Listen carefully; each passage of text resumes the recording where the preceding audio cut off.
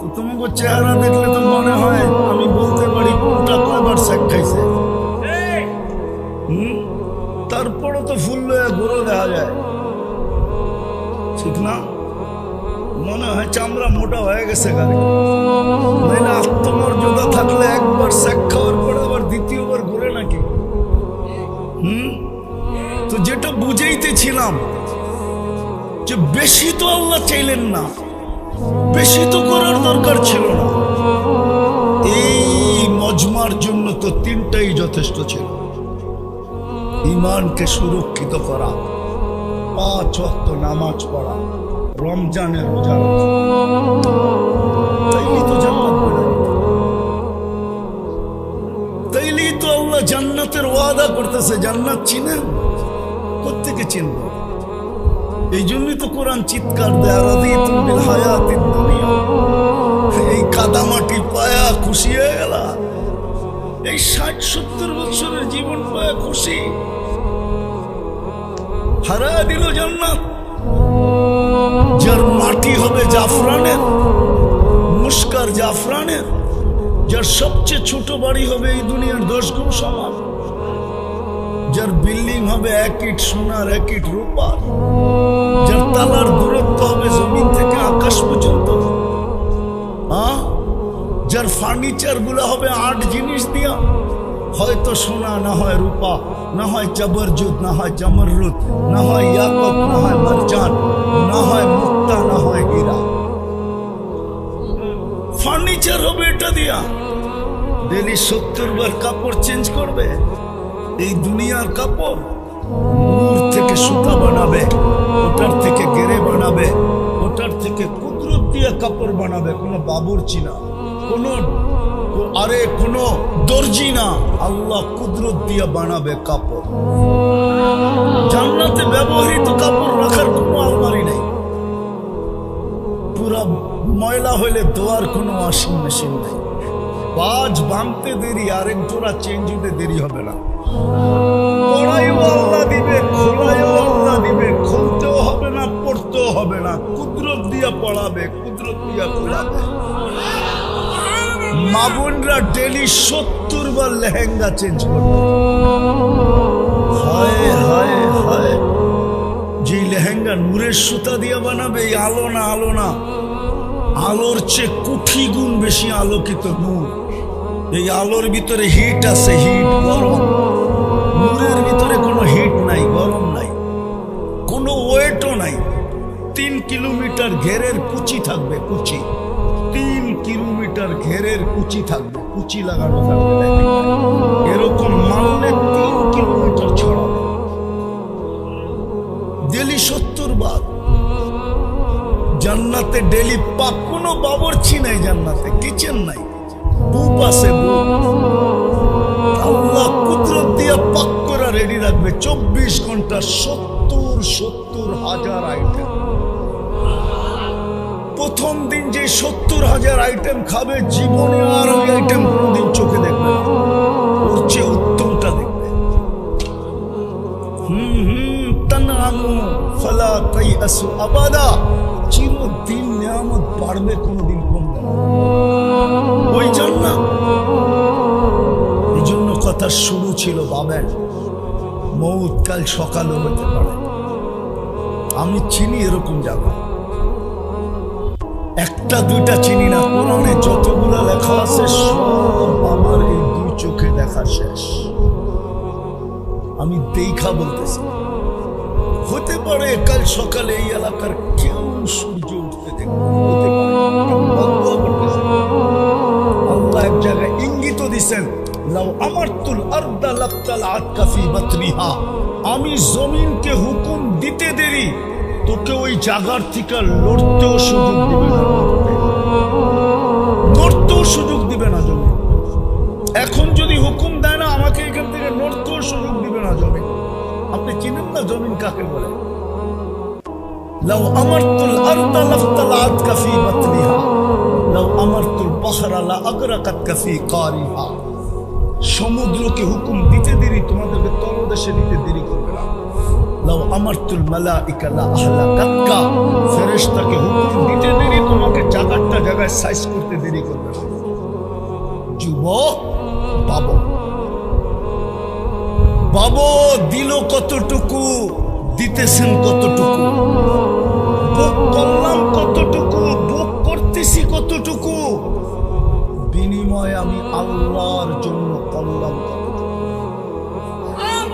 কিছু যদি না করতো, একটাই করতো, একটাই যদি করতো, একটা। আজকে মুসলমানের দুরবস্থা কেন? মুসলমান খালি নিজের সমাজে বাপ দেখাইতে পারে। আমাদের শাসকরা পারে আমাদের সাথে বাপ দেখাইতে, আমাদের প্রশাসনের লোকগুলা পারে আমাদের গলায় পালা দিতে, পারে না অন্যর সাথে যে বাপ দেখাইতে। ওইখানে যে বিলাই হয়ে যায়, বিলাই। 60টা মুসলিম দেশ, 220 কোটি মুসলমান, ছোট একটা দেশ, মাত্র 60 লক্ষ জনসংখ্যা। হ্যাঁ, আমাকে চিনাইতে হবে না, আমি চিনি। আমি ফিলিস্তিন গেছি 2010-এ, আজ থেকে 15 বছর আগে আমি চিনি ফিলিস্তিন। আমাকে কেউ মিডিয়া দিয়ে চিনি ফিলিস্তিন চিনাইতে হবে না। ফিলিস্তিনের গলি গলি যে জিজ্ঞাসা করলে গলির মাটি বলবে এই লোকটারে চিনি, ও আমাদের এখানে পাড়ায় গেছিল। যেটা বুঝাইতেছিলাম, আজকে মুসলমানের এই দুরবস্থা কেন? খালি আমগো নেতারা পারে আমাদের লোকে বাপ লইতে, হ্যাঁ পারে না লোকে বাপ লইতে।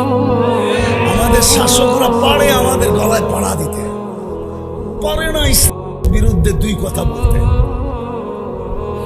60টা মুসলিম দেশ, দুনিয়ার সবচেয়ে বড় টাকা আল্লাহ মুসলমানদের দিয়েছে। চার দেশের টাকার চেয়ে বড় কোনো টাকা নেই, কুয়েতের টাকার চেয়ে বড় দুনিয়ায় কোনো টাকা নেই। 1 দিনার দিলে $5 পাওয়া যায়, $5। মানেন না আমার কথা? আমি বাংলায় বলতেছি, বাংলায়। ব্রুনাইয়ের টাকার চেয়ে বড় কোনো টাকা দুনিয়াতে নেই, বাহরাইনের টাকার চেয়ে বড় কোনো টাকা দুনিয়াতে নেই, ওমানের টাকার চেয়ে বড় কোনো টাকা দুনিয়াতে নেই। হ্যাঁ, এই অঞ্চলের যুবকরা, শুধু যুবকদের কাছে যা কাপড় আছে ব্যবহৃত, ইউরোপের কোন দেশের যুবকদের কাছে আর 100 ভাগের 1 ভাগ নেই ব্যবহৃত কাপড়। বিশ্বাস মনে হয় করেন না? যদি ব্যবহৃত কাপড় থাকতো তো আমাদের যেরকম ডাস্টবিন রাখা আছে সারা মহল্লা মিলায় একটা, ঠিক না? সত্য তো? কি একটা রাখা নাই আপনাদের? নেই ডাস্টবিন, নাই নাই। আরে ছোট ছোট আছে, সরকারের পক্ষ থেকে তো নাই, ওটা আপনি কিনা রাখছেন। ব্যান আসে ওটা দিয়া দেন, ঠিক না? হ্যাঁ, প্রত্যেক গলি গলির মোড়ে মোড়ে পুরান কাপড় রাখার জন্য ডাস্টবিন রাখা আছে।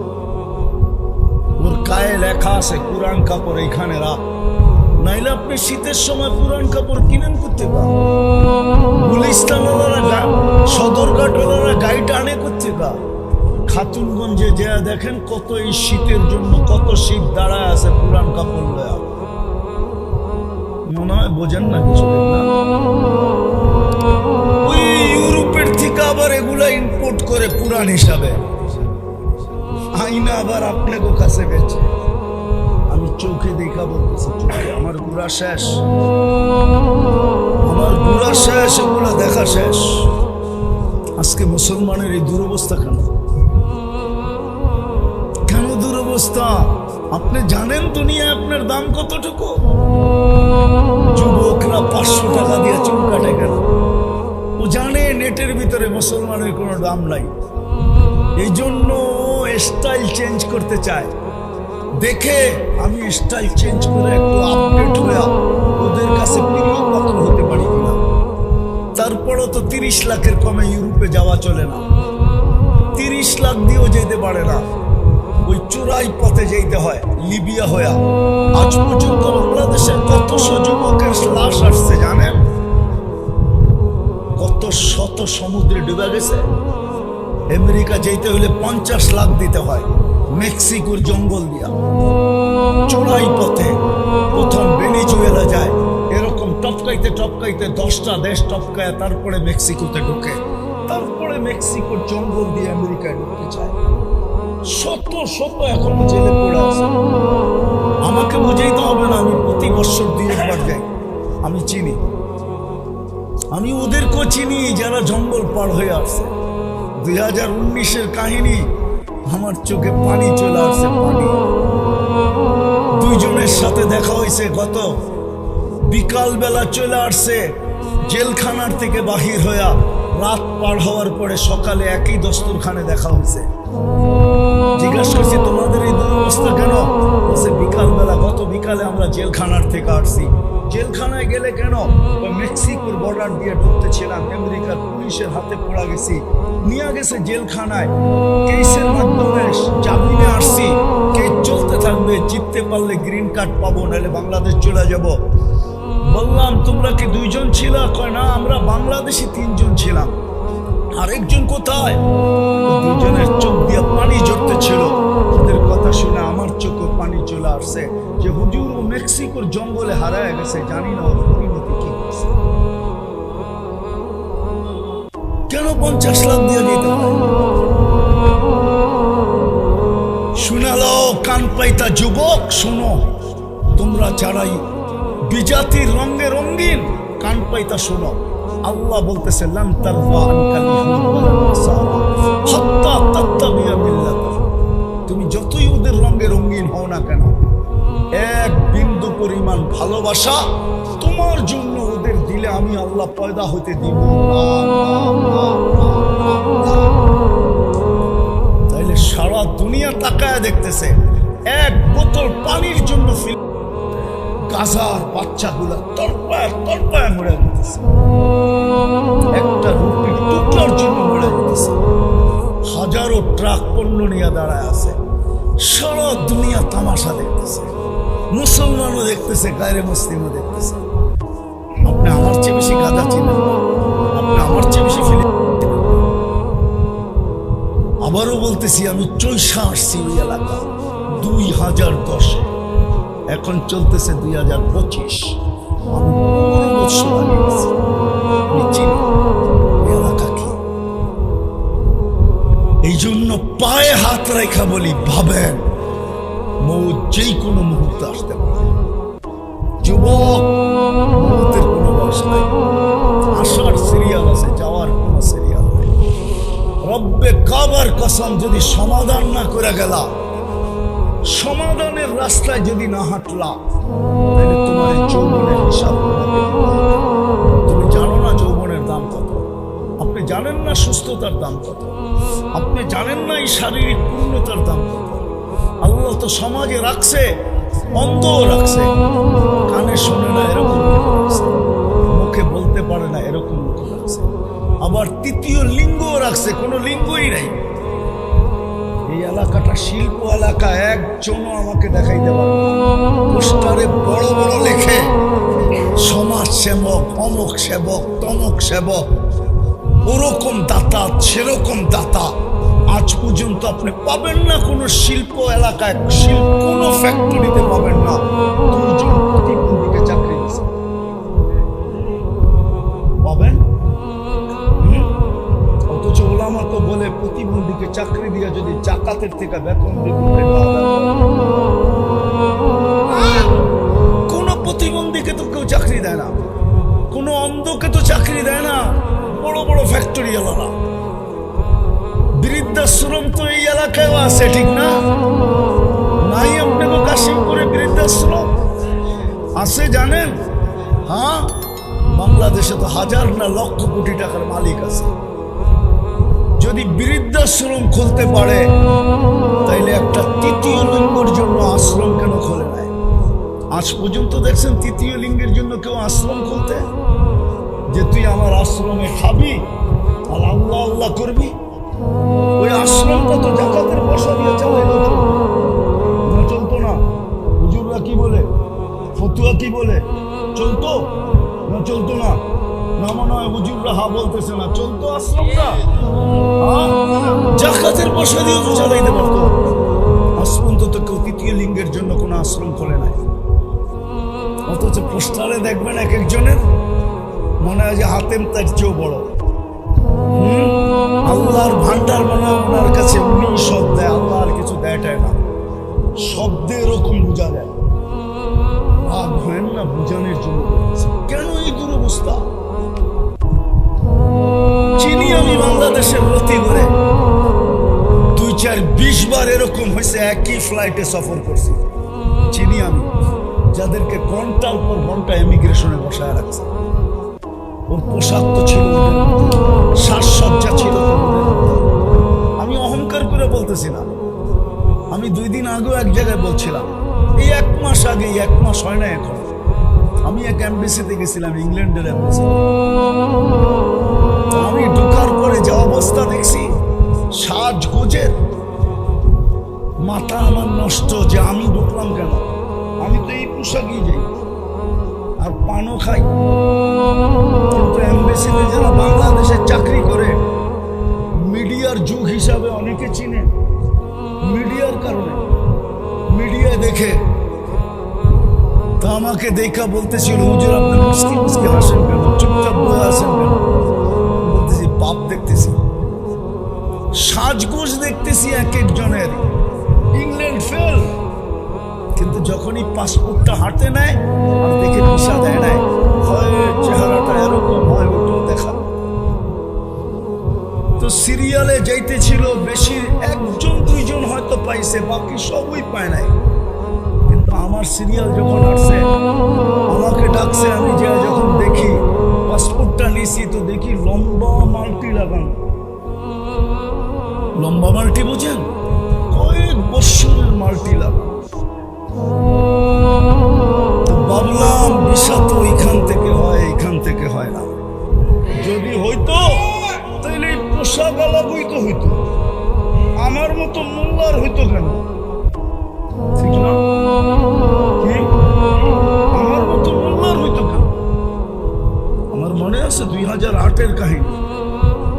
ওই সফরে আমার 20 দেশ, 25 দেশের সফর ছিল। এন্টার ইউরোপ আমার সফর ছিল। জার্মানি এমবেসিতে ঘুরছিলাম। তখন আমি সাদা লুঙ্গি পরতাম, সাদা পাঞ্জাবি পরতাম, আর পান এখনো খাই, তখনও খাই। আর পানের হাতের ভিতরে বাটা থাকতো স্টিল কালারের। আর 6 দিন আগেই আমার উপর দিয়ে একটা বিপদ গেছিল, যেটা বললে আমার এখন চোখে পানি আসবে অবশ্যই। আমার বড় ছেলের অ্যাক্সিডেন্ট হয়েছিল, দুনিয়ার থেকে চলে গেছিল। 6 দিন পরে আমি এমবেসি গেছি। আমি তো লুঙ্গি পড়া, এরকম রুমাল কান্দে, পানের ডাব্বা হাতে, পান চাবাইতে চাবাইতে ঢুকছি। আমারে দেখা সব অট্ট হাসি দিয়া উঠছে যে জার্মানি এমবেসি, মোল্লা দেখনি লুঙ্গি পড়ায়। একজন আরেকজনের চোখে চোখে ইশারায় কথা বলতেছে। তো আমার সময় মতো আমি ইন্টারভিউ দিতেছিলাম। তা আমি যার কাছে ইন্টারভিউ দিতেছিলাম, অনেক স্বর্ণ পড়া ছিল। আমাকে জিজ্ঞাসা করতেছিল তুই কি করিস? আমি বললাম আমি এই ব্যবসা করি। তাহলে আমার সোলাগুলা কালো হলো কেন? বলছে তুই বড় পারফিউম ব্যবহার করিস মনে হয়। বলছে হ্যাঁ, এই জন্যই তোমার সোনা কালো হয়ে যায়। বলছে ওয়াশ করতে হবে কিভাবে? আমি বললাম চলো আমার কারখানায়। এত দূরে যাওয়া যাবে না, ঘরোয়া পদ্ধতি বলো। তা আমি ওকে ঘরোয়া পদ্ধতি বলতেছিলাম আর দেখতেছিলাম হিসাব প্রিন্ট করতে। বাস এতটুকু প্রশ্ন উত্তর শেষ, এতটুকুই প্রশ্ন উত্তর। আমাকে বলতেছে এত টাকা দিয়ে আমি দিলাম, 2 মিনিট আমি সিগনেচারটা নিয়ে আসবো। আমি দেখছি 2 মিনিট পরে আমাকে ডাকছে। আমি দেখলাম যে ভিসা কমপ্লিট।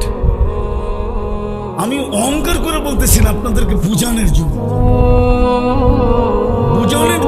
আজকাল যুবকরা বড় নিশায় পড়া গেছে, বিজাতির রঙে রঙিন হওয়া।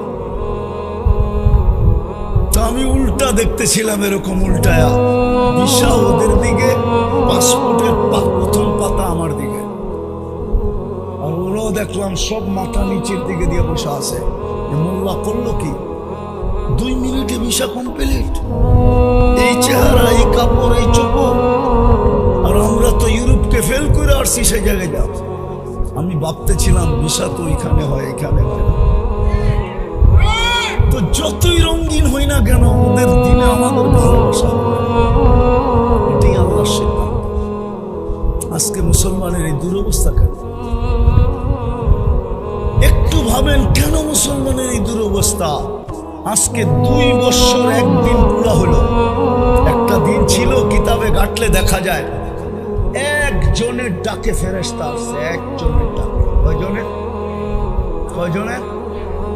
হায়াতুস সাহাবায় আছে, একজনের ডাকছে ফেরেশতা চলে আসছে। চতুর্থ আকাশ থেকে আসছে।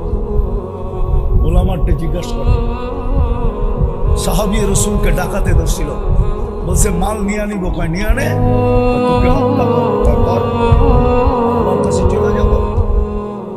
বলছে অনুরোধ, যদি 2 রাকাত নামাজ পড়তে দেয়, শেষমেশ 2 রাকাত নামাজ পড়ে। বস 2 রাকাত নামাজ পড়তে যায় শেষ সেজদায় চিৎকার দিয়া বসে আল্লাহর কাছে, ইয়া মুগীস আগিসলি বইলা বসে। প্রথম চিৎকারে নির্বাচিত হয়েছে, দ্বিতীয় চিৎকারে 4 আকাশ অতিক্রম করছে, তৃতীয় চিৎকারে আয়েশা জাহান্নাম ডাকাতকে আজকে 30 লক্ষ মানুষ আল্লাহকে ডাকতেছে, না ডাকে না? গাজায় তো 30 লক্ষ জনসংখ্যা, পশ্চিম তীরে তো 30 লক্ষ জনসংখ্যা। সারা দুনিয়ার 200-250 কোটি মুসলমান গাজার জন্য চোখের পানি জড়াইতেছে। মাদ্রাসার হুজুররা ডেলি দোয়া করতেছে, জিজ্ঞাসা করে না করে না? ডেলি কোরআন খতম হইতেছে, ডেলি ইয়াসিন পড়া হইতেছে, ডেলি বিভিন্ন সূরা কেরাত পড়া হইতেছে, দোয়া পড়া হইতেছে, ডেলি দোয়া করতেছে গাজার জন্য। 2 বছর 1 দিন হলো আজকে। কোথায় ফেরেশতা আসে না?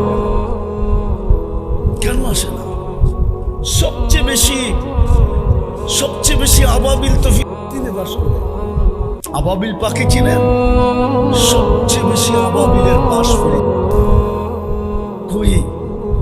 পাথর, পাঞ্জা দিয়া পাথর উঠায় মারলেই তো পারে। আল্লাহ তো আবাবিল দিয়া হাতিকে ধ্বংস করলেন, করেন নাই? মশা দিয়া নমরুদকে ধ্বংস করেন নাই? মশা তো আমাদেরকে কামড়ায়া 12টা বাজায় দেয়, ঠিক না? কি মশারি টানায়ও তো নিস্তার পাওয়া যায় না, ঠিক না? এগুলোর দিলেই তো পারেন, ঠিক না? এছাড়াও তো কোরআন বলে ওয়ালিল্লাহি জুনুদুস সামাওয়াতি ওয়াল আরদ, আকাশ জমিনের সমস্ত সৃষ্টি আমার সৈনিকের অন্তর্ভুক্ত। একটাকে হুকুম দিলেই তো পারে, আল্লাহ দেন না কেন? আল্লাহ বলে দেই কি করা? ডেলি 5 বার ডাকি, 90 জনই তো নামাজ পড়ে। শুধু বলে কি হায় শ্রম পেশার মানুষগুলা বলে পেটের জ্বালায় পড়তে পারি না, আর টাকা গালা মানুষগুলা বলে ব্যস্ততার কারণে পড়তে পারি না। সম্পদালা মানুষগুলা, টাকাওয়ালা মানুষগুলা, বাড়ি গাড়িওয়ালা মানুষগুলা, ওদের চিৎকার হলো ব্যস্ততার কারণে পারি না। আর এই শ্রম পেশার মানুষগুলার চিৎকার হলো পেটের কারণে, পেটের টানে পারি না, ঠিক না? হায় হায় মৃত্যুর সময়, কিতাবের কথা বলতেছি, যারা বলে ব্যস্ততার কারণে পারি না, মৃত্যুর সময় মালাকুল মউত এসে প্রথম কানের পর্দা ফাটাবে একটা চিৎকার দিয়া। চিৎকারটা হবে আইনাল ইশতিগাল, বল তোর ব্যস্ততা কোথায়, আমরা চলে আসছি। বল তোর ব্যস্ততা কোথায়, আমরা চলে আসছি। দ্বিতীয় একটা চিৎকার দিবে, মুখটা যখন টান দিয়া বাহির করবে, সাথে সাথে একটা চিৎকার দিবে জালাল ইশতিগাল, তোর ব্যস্ততা শেষ। এরকম আমাদের কানেও এসে একদিন দিবে চিৎকার, অথচ 5 বার কে ডাকে? কে ডাকে? কে ডাকে? একটা করলেই তো সবগুলো হয়ে যেত। রোজা তো বৎসরে একবার, একটা করলেই তো সবগুলো হয়ে যেত। একের ভিতরে তো 100 ছিল। এই জন্যই তো আল্লাহ ডাকতেছেন। আল্লাহ জানে এটা হাতছাড়া হয়ে গেলে সব হাতছাড়া হয়ে যাবে। এই জন্যই বন্ধুকে বলছিলেন কানে কানে, বন্ধু মিয়া যান আমি টেকা টেকা পড়ায়। এই জন্য আওয়াজ মুয়াজ্জিনের ডাক্তার কার ডাক? আরে শুধু আল্লাহর ডাক হইলে তো মনকে বুঝাইতে পারতাম। শুধু আল্লাহর তো ডাক না, শুধু আল্লাহ তো ডাকে না, রহমান ডাকে, রহিম ডাকে, মালিক ডাকে, কুদ্দুস ডাকে, সালাম ডাকে, মুমিন ডাকে, মুহাইমিন ডাকে, আসিস ডাকে, জব্বার ডাকে, মুতাকাব্বিরুল খালিকুল বারিকুল মুসাব্বিরুল গফফারুল কাহ্হারুল ওয়াহ্হাবুর রাজ্জাকুল ফাত্তাহুল আলিমুল কাবিদুল বাসিতুল খাফিদুর রাফিউল মুকিসুল মুতিল্লুস সামিউল বাসীরুল হাকামুল আদলুল লতীফুল খবীরুল হালিমুল আযীমুল গফুরুশ শাকুরুল আলিকুল কবীরুল হাফিজুল মুকিতুল হাসিবুল জলিলুল করিমুল রকিবুল মুজিবুল ওয়াসি আল হাকিমুল ওয়াদুদুল মজিদুল বাঈসুল শহীদুল মাকবুল ওয়াকিলুল কবিয়ুল মতিনুল আলিকুল হামিদুল মুসি আল মুবদি আল মুঈদ আল মুহয়ি আল মুমীত আল হাইয়্যু আল কাইয়্যুম আল ওয়াজিদ আল মাজিদ আল ওয়াহিদ আল আহাদ আল সামাদ আল কাদির আল মুক্তাদির আল মুকদ্দম আল মুআক্খার আল আউয়াল ওয়াল আখির আল যাহির ওয়াল বাতিন আল ওয়ালি আল মুতাওয়ালি আল বাররু আত-তাওয়াব আল মুনতাকিম العفو الرؤوف مالك الملك ذا الجلال والإكرام المقسط والجامع والغني والمغني المانع الضار النافع النور الهادي البديع والباقي الوارث والرشيد الصبور جل جلاله 99 পদের মালিক আল্লাহ ডাকে। তারপরও তো 90% আসে না। জান্নাতের চাবি দিতে তো ডাকে, আল্লাহর সাথে কথা বলতে তো ডাকে। মুসল্লি ইউনাজি রাব্বা, আল্লাহর কুদরতি পায়ে মাথা রাখতে ডাকে। আস-সাজিদু ইয়াসজুদু আলা কদমাইর রহমান। হায় হায় 90%। ইচ্ছা করলে তো যেখানে সেখানে পড়ে ফেলতে পারতো, ফ্যাক্টরিতেই পড়ে ফেলতে পারতো, যে অবস্থায় আছে ওই অবস্থায় পড়ে ফেলতে পারতো। যদি বাধ্যবাধকতা থাকতো তাহলে ওরা আমাদেরকে জিজ্ঞেস করতো যে আমার এই বাধ্যবাধকতা কারখানাতে, কর্মস্থলে আমি কি করব, জোহরের নামাজ কিভাবে পড়বো, আসর কিভাবে পড়বো, মাগরিব কিভাবে পড়বো, এশা কিভাবে পড়বো, ওরা আমাদের কাছ থেকে সমাধান দিত।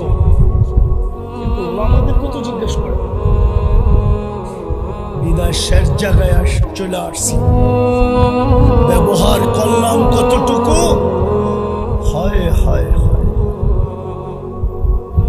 করতেছি কতটুকু, বিনিময়ে করলাম কি, কালকে এই চেহারাটা দেখাবো। কোন যুক্তি দাঁড় করাবো, কোন তর্ক দাঁড় করাবো, কোন যুক্তি দাঁড় করাবো, কোন তর্ক দাঁড় করাবে?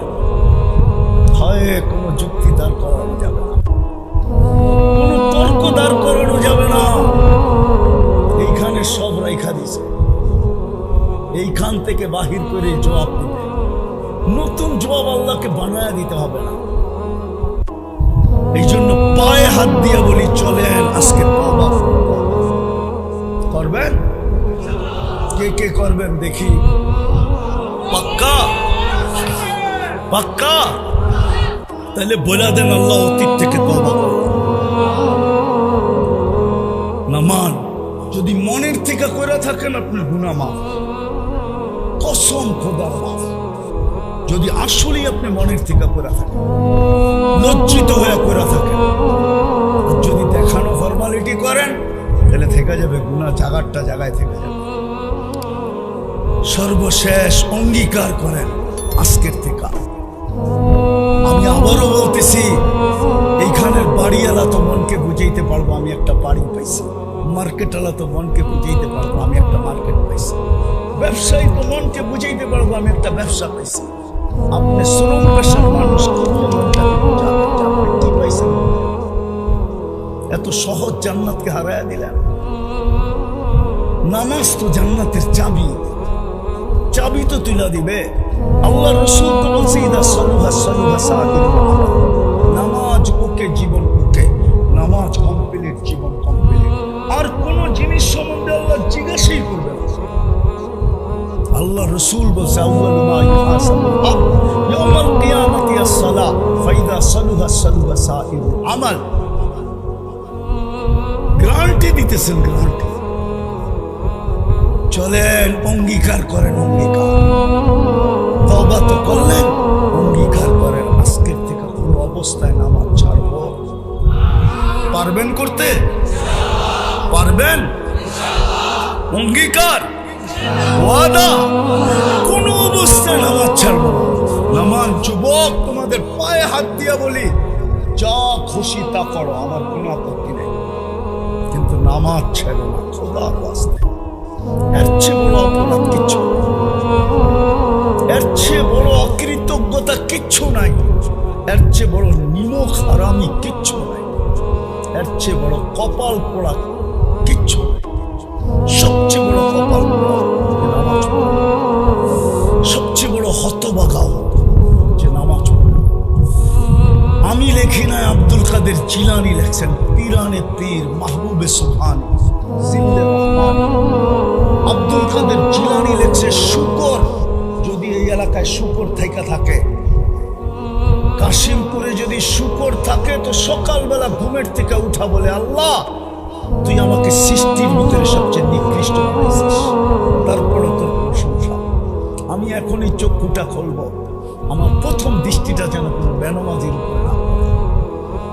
হিন্দুর উপরে পড়ে পড়ো, ইহুদির উপরে পড়ে পড়ো, খ্রিস্টানের উপরে পড়ে পড়ো, কোনো বেনামাজির উপরে যেন না পড়ে। মালিক তুই ডাকলি, তারপরে আসলো না, ও তো আমার চেয়ে নিকৃষ্ট আমার চোখে। এই জন্য পায়ে হাত দিয়ে বলি যুবকদেরকে, সারাদিন যা করো করো, আমার কোনো আপত্তি নেই, কেননা আমাকে আল্লাহ তোমার জন্য চৌকিদার বানায় পাঠায় না। যদি বানায় পাঠাইতেন তাহলে নিজের মাহবুবকে বলতেন না, লাস্তা আলাইহিম বিমুসাইতির, আপনাকে আল্লাহ দারোগা বানায় পাঠাইলেন, তোমার জন্য চৌকিদার দেওয়া আছে, ফাঁকি দেওয়ার কোনো সুযোগ নাই। কিরামান কাতিবিন ইয়ালামুনা মা তাফআলুন, 24 ঘন্টা যা করো ভিডিও হইতেছে। মা মিন কওলিন ইল্লা লাদাইহি রাকিবুন আতীদ, মোবাইলে ফিসফিসায়া কেউ না জানলেও রব্বে কাবার কসম, দুই ফেরেশতা এখানে অডিও করতেছে। ইয়ালামু খাইনাতাল আয়ুনি ওয়া মা তুখফি সুদূর, চোখের ইশারায় কি বুঝাইতে চাইতেছ আর দিলে কি গাইতেছ, কি ভাবতেছ, স্বয়ং আল্লাহ মনিটরিং করতেছে আর সুরক্ষা করতেছে। এই জন্যই কোরআনে বলছে, ইয়াউমা তুবলাস সারাইর, তো সমস্ত গোপন তথ্যকে আমাদের দিন খোলা তোর সামনে রেখে। এই জন্য ভয় পাও, আমার চৌকিদারির প্রয়োজন নাই। তুমি আজকে অঙ্গীকার করো যে নামাজ কোনদিন ছাড়বো, পাক্কা? যুবকরা কি বলে পাক্কা? সত্য? আল্লাহ আমল করার তৌফিক দান করেন। ওমা আলাইনা ইল্লাল বালাগ।